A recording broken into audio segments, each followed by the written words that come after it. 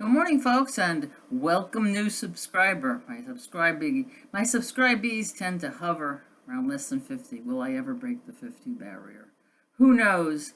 Well, I'm going to be in today because it's been a really, really horrible hot weekend. It's been like a heat warning, don't go out, drink things, cover yourself in ice kind of weekend. And I went out yesterday. And that's what this video is going to be about. It's going to be a little chat in which I went out with somebody who I always complain about.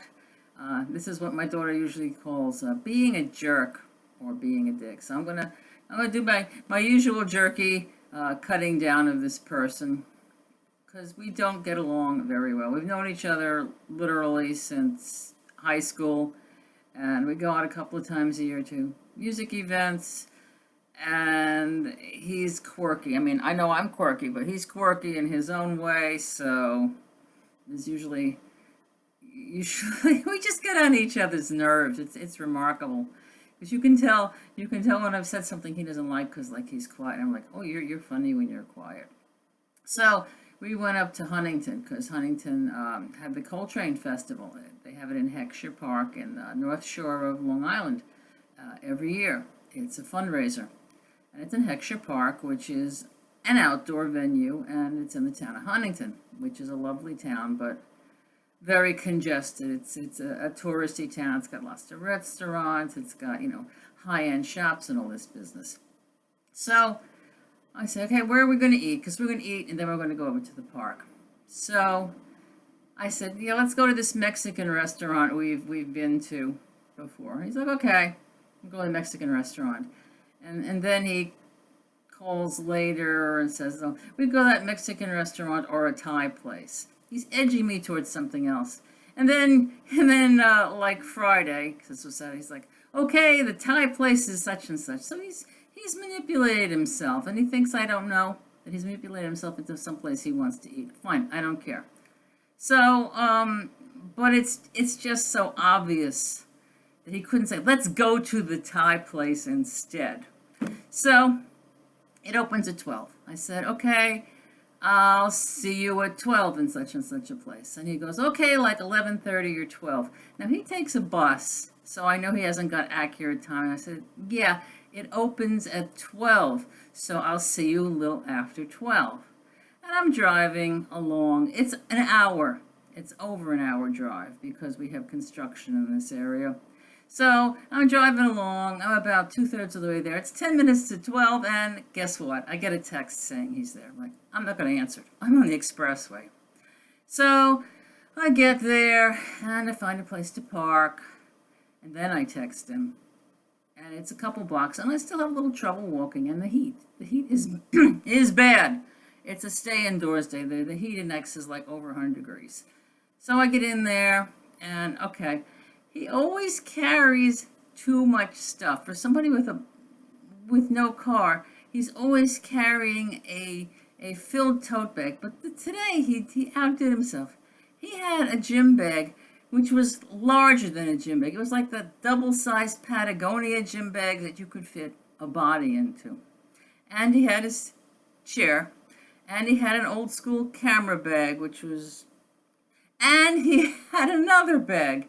And I'm like, when is your plane taking off? And he said, well, I have this, I have that, I have towels. I said, why do you have towels? Because I have a chair in my car. He said he'd carry the chair. And I was feeling bad, like, oh no, he's going to have to carry my chair too. I said, can you still carry my chair? Which was smaller than his. Oh yeah, this and that and this and that. So, and then we get the menu. And here's the second thing. He either won't buy glasses or doesn't wear them. So he's ordering off the picture menu because they gave you a picture menu there. I said, didn't you bring your glasses? Because I remember this happened last time. He asked we were also in a Thai place, come to think of it. It was like 2 years ago. And he's like, do you have XYZ? I'm like, it's right there on the menu. So he wants peanut sauce. And he says, I want something with peanut sauce. And she's recommending chicken satay, but she's not pronouncing it chicken satay. It's coming out more like chicken steak.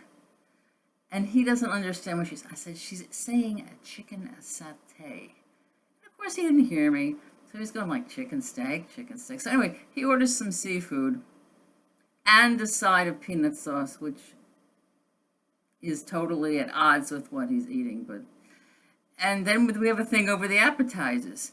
We're like, oh, I'd like this appetizer. I said, you paying? Because let me know, because I don't want to over order, whatever. Okay, so let's get this appetizer. And then there was a whole thing like, how many pieces are in the appetizer? Oh, there's 4. Well, we could split the appetizer. And then there's this, he doesn't seem to understand. So, I said, I'd like an appetizer. And then he goes, well, yeah, I'd like the appetizer. This poor server.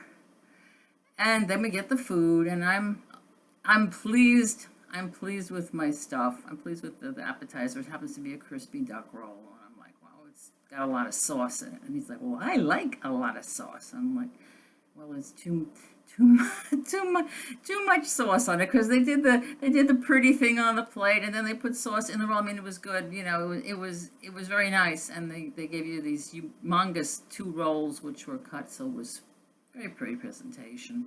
And then, but then he's like, like, why are you saying there's too much sauce? Oh, because I think there's too much sauce. I don't do sauce, and I'm really sensitive to salt. Then his food comes with the peanut sauce. He's got a seafood thing here, and he's dipping the carrot shreds in the sauce. Oh, but before that, he didn't finish his appetizer, because he has this fetish that he cannot finish anything. He has to take it home for another meal. So, like I said, we got 4 pieces in each of our appetizers, and I'm working on mine, and he eats 2. And then the waitress comes over, and he's like, you can bring the entree now. Like, wait a minute, I'm not finished. Oh, blah. Because I said, if you tell her to bring the entree, either you're going to be finished before me, or I'm going to get an entree that's going to be sitting here. And he's like, oh, I can wait. Because there's a petulance. Okay, I know I'm irritating. I know I can be a jerk. But there's a certain petulance about this person. And he also talks you think I talk fast. He talks fast, and he talks under his breath. So I have to tell him to slow down when he talks. So we had this thing over the appetizer, and then he gets the appetizer, and she puts it in a bag in a little plastic thing. And we're eating our food, and I'm like, well, I can't finish. I can't eat my entree. I was like, it was too much appetizer. So I take like a little bit, and I ask her to wrap it up. And then I get a bag with my entree, and I put it next to his. And then he doesn't finish his. So he asks her again to go get a container. And then somehow he gets confused that his entree, he thinks my entree that's in the bag is his entree already. I said, she just took it away. Your appetizer is in that bag. My entree is in this bag. And then he comes back, and then I'm moving it around. I put his entree and his appetizer in one bag. Oh, and his peanut sauce. So he's got a little stack of 3 bags here, and I got my bag. And also he takes the basil. There's basil in his entree, like a big sprig, and he throws that on the side. I said, why are you throwing away the basil? He goes, that's basil. So I take the basil, and then he gets like, I hope she didn't mix the stuff up. I said, didn't you we're sitting 1.5 feet apart from each other. I said, didn't you see, I just put all your stuff in this one bag. And he's like, okay. I don't know, is it the heat? I don't know if he's got some kind of cognitive thing going on, because even when you speak directly to him or say, or something's right in front of him, he doesn't, there doesn't seem to be a whole lot of comprehension. Very strange. So then we get the bill, and I go, you want me to help with the bill? I'll offer again. He's like, no. And I can see what the bill is. It's not cheap, but then again, he's the one that ordered the $20 entree. But, so he's like pulling his money out from under. He doesn't have credit cards. He's like pulling the cash out from under the thing and all this. And I'm like, you sure? Oh, yeah, I'm fine. And he's pulling all the money out, and he's putting out the bills, and he's putting like exact change, like, I guess he saw what the tip was supposed to be like, $4.18 for this, $6.30. So he's like putting out, some bills and a nickel and a penny. And I'm like, and then the guy comes over and he's like, can I have back, X dollars? But it looks bad. I'm sorry, it looks bad. I mean, just throw him the extra 20 cents. And then, so we're going to go now. And he's packing up. Oh, baby, he's packing up. He opens the body bag and he's putting his entrees in there. And I'm carrying my little entree because I still have the cane. And he's got his this and his that. And the waitress actually comes over and opens the door for us because he looks like a pack animal. And we walk the 2 blocks to my car. And we get in the car. And then, of course, he's telling me how to drive. Why do men do this? But, he says, I said, do you know if we can go up this street and that street and go around the park? He goes, you go this street and that's the way in. I go, yeah, that's not what I asked you. I asked you, he will not answer your question. He's going to tell you what he's going to tell you. This is, I'd rather go up north and around the park as opposed to back onto the main street. Well, anyway, we go back onto the main street. We make a turn. The handicap lot is full. We manage to get in. I do find a handicap spot on the other side of the park. The park's not that big. So now we're unloading things. And I said, I'd like to take my pillow. So what I'm asking him to take basically is a very small, one of those camp chairs, portable chairs, and a pillow. I said, can you do this? Yes, he can do this. And he's got all this stuff.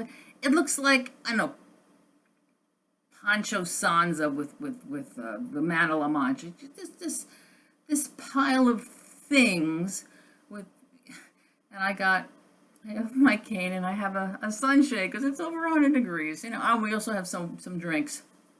I brought some drinks. And we find a place, and it's very sparse because it's over 100 degrees, and they told people not to come out. So instead of hundreds of people, there's literally like 30 people on the lawn watching this. And we get some shade, and he's trying to unpack my very simple camp chair.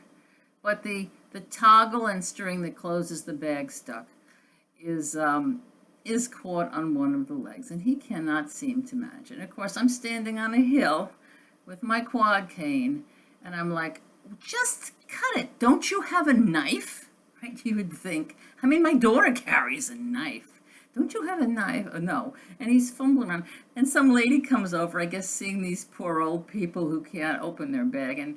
And she closes the bag again, and this way the toggle is off the end of the leg. And he unfolds, and he doesn't unfold it all the way. I can see the legs are not all the way. And I said, that's not unfolded all the way. I can't sit in that. That's all somebody needs with a double hip replacement is to fall on a hill. I go, I can't. That is not. I said, that's as far as it goes. I said, no, that's not as far as it goes. So I'm reaching down and pulling the leg so it's properly seated. And then I sit down, and we're okay, but it is so effing hot. And I got my umbrella, and we're sitting there. And he actually brought a second shirt because his first shirt got soaked through. And he has these towels. He's putting beach towels down like where our feet are on the chair. I said, would you like a towel? Why would I want the towel? But like I said, he's carried everything in the world here. And I told him initially that I had a chair. There's no reason to have a towel. So he goes and he changes his shirt. And then we went in from a different way to park. So we didn't go where the admission entrance was for the donation. So he says, let me go and pay the donation. I'm like, okay, that's great. Oh, yeah, and another thing. I wanted to tie my hair back. And I said, do you have an elastic? No. Well, meanwhile, he has one of those rubber bands like right around his wrist from some other event. Because this is the thing he does. He buys T-shirts and he buys junk. He buys junk from every place he goes. So I said, give me your rubber band. And I use that. And he's like, gee, never thought of that. So he goes to get the donations, and he comes back, and he's got something wadded up in one hand, and he's got a water bottle. I said, I know, he's bought another T-shirt. So he shows me this water bottle, which is, the proceeds go to. And he shows me a T-shirt, And I'm like, what did he pay for that? Because it doesn't matter to him. He could be so cheap and like, live off for 3 days off a smart one. And then he goes and buys, $25 t-shirts that says, Bill's Crab Shack on it. So we're sitting there for a while, and it wasn't good. I mean, the music was okay, but it was just too hot. So I stayed for about an hour, and then I said, I can't take any more. I gotta go back. So then he walked me back to my car. He left his encampment there and went back to the car. He took a bottle of water. So I'm gonna call him later and see if he made it home. But this is how things always are. I probably left out half of the complaints because whatever I do, he's got to either, for example, making a right turn. When we went past the first entrance, and the guard said, well, you can go up on XYZ road or around the other way. And we're going up to the corner. I'm waiting at lights. I said, oh, here's XY. I said, yes, do you see I have my blinker on? I'm waiting. That's where I'm going. But, maybe it's because I didn't get my license for many years. And he used to drive me around. But, between all these peccadillos, I really can't handle going out with him too much, which is a damn shame. It's a damn shame because he's a good musician, but this is what he does, and I've got a lot of reflection on there. So that's what I did yesterday. I went out to Huntington and went to the Coltrane thing, and it was nice. Didn't see anybody we knew. People were too smart, or they were down at the music festival because the South Bay Music Festival is on the South Shore in my area. So thank you to my new subscriber and to anybody who decided to listen to this now 17-minute rant of what I did on my Saturday. And I'll be talking to you soon. I have a couple of book reviews I'd like to do. Bye.